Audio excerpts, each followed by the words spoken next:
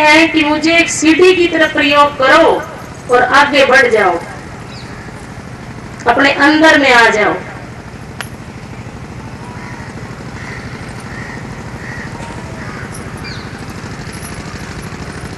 मैं जब बहुत छोटी थी तो मुझे एक सपना बार बार आता था। मुझे ऐसा लगता था कि बहुत ऊंचे आकाश में उड़ रही हूँ और मैं और ऊंचे उड़ती रहती हूँ और मैं उड़ना मेरे को बहुत अच्छा लगता था। लेकिन जब नीचे उतरने की बात आती तो मैं डर जाती और मेरी नींद टूट जाती और भय के साथ मेरी आंखें खुल जाती। और ऐसा लगभग होता रहता। जब मेरी माँ ने देखा तो उन्होंने किसी के कहने पर मेरी बाजू पर एक नीला डोरा बांध दिया।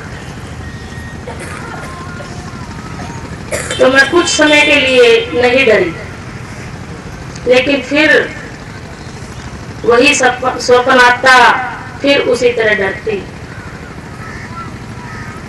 मैं सोचती, मेरा दिल करता दिन में भी कि मुझे वो स्वप्न आए, क्योंकि उसका आधा भाग जो उड़ने वाला भाग था वो इतना सुकून देने वाला था कि मेरा बार बार दिन में भी उड़ने को दिल करता। लेकिन जो पिछला आधा हिस्सा मुझे भयभीत करता था, उसे सोचकर मैं दिन में भी डर जाती। फिर माँ ने एक और युक्ति निकाली।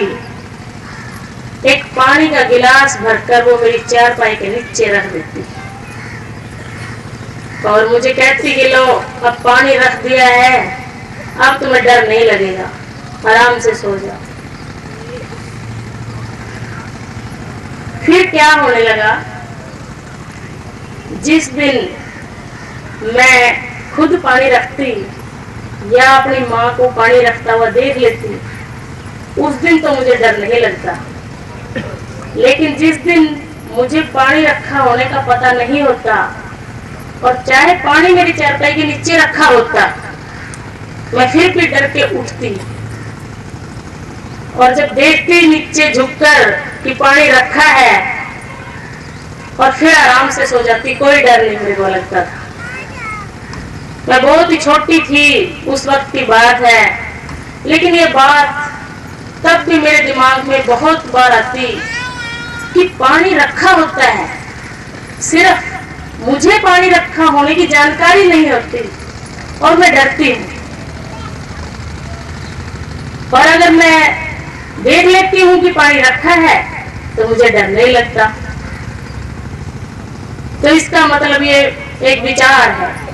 ये बात धीरे धीरे अपने आप मेरे समय के साथ समझ में आती गई और मेरा डर खत्म होता गया। लेकिन वह स्वप्न मुझे फिर भी आता है।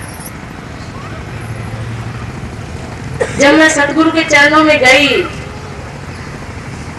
फिर भी मुझे वो स्वप्न आता था, लेकिन उसके अंदर एक बहुत बड़ा परिवर्तन आया।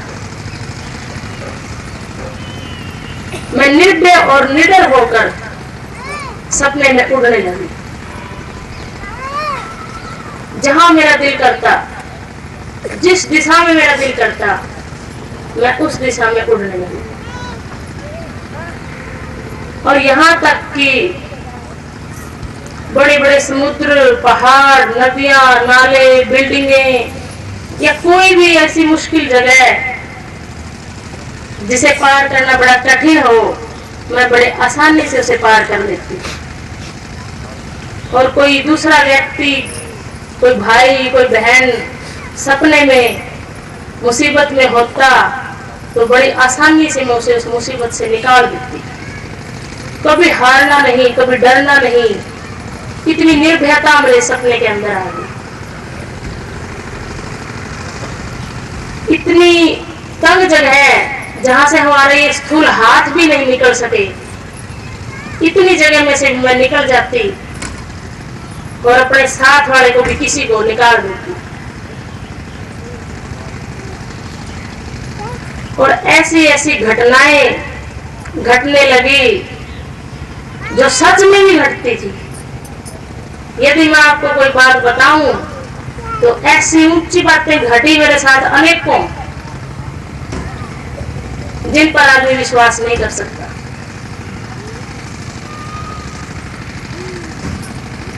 एक छोटी सी घटना आपको बताते हैं। जब कारगिल का युद्ध चल रहा था और रोज खबर पढ़ते सुनते कि इतने जवान शहीद हो गए हैं, तो मेरे अंदर एक बेचैनी हो जाती। मेरे को लगता कि क्या मैं कुछ भी नहीं कर सकती। रुपए की, पैसे की मदद सभी तरफ से हो रही थी, ठीक था, लेकिन मैं उस मदद से संतुष्ट नहीं थी।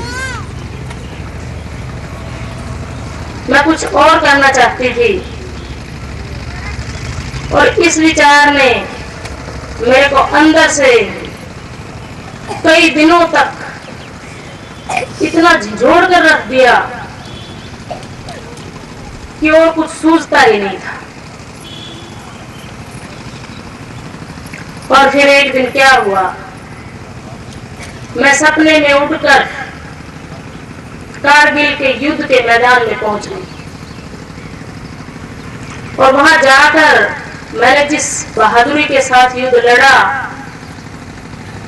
उसके बारे में मैं अब भी सोचकर हैरान हो जाती। और मैं विजयी होकर वहां से उड़कर वापस आ गई और सचमुच कारगिल के युद्ध में हमारी जीत हो गई। मैं नहीं जानती कुछ भी कि मेरा उड़ना, मेरा जाना, मेरा युद्ध लड़ना, उसका उस जीत के साथ कोई संबंध था या नहीं। मैं सिर्फ आपको विचार का एक खेल बताना चाहती हूँ कि एक विचार आदमी को कितना ऊंचा उठा देता है और एक विचार कितना नीचे गिरा देता है। क्यों आता था मेरे को बचपन से स्वप्न? क्योंकि बचपन से ही जब से मुझे होश आया, मेरे अंदर परमात्मा को जानने की एक तरफ थी और वह ऊंचा विचार मुझे सपने में ऊंचे उड़ाकर ले जाता था। लेकिन दिन के समय में एक भय मेरे साथ होता था कि मैं बिल्कुल अकेली हूं और उस परमात्मा को कहां ढूंढूं, और वह भय मेरा नीचे उतरते समय भयभीत होने का कारण बन जाता था।